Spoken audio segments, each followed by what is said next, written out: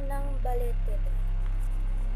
Si Susan ay isang matagumpay at abalang account executive na pauwi ng isang gabi matapos niyang isara ang malaking business deal.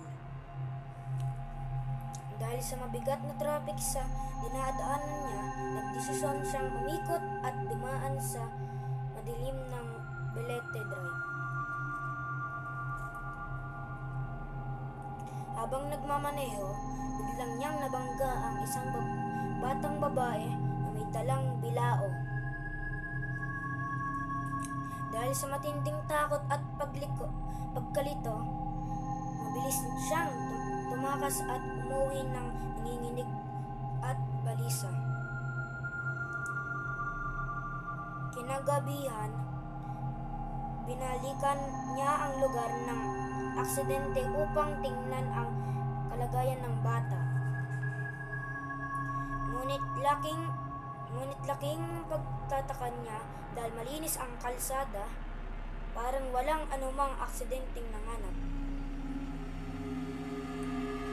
Sa pagbalik niya sa kanyang sasakyan, biglang may lumitaw sa harapan niyang isang babae na kaputi, maputla at tahimik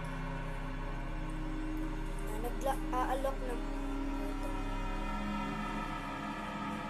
Ikinuwento ng babae na nawawala ang anak niyang naglalako kasama niya at huli niya itong nakita bandang alas 9 at ang oras na nakabangga si Susan.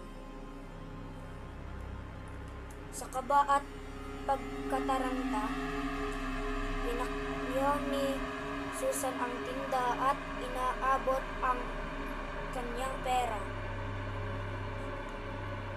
Nang buksan ng babae ang bilao, doon lumantad ang laman nito.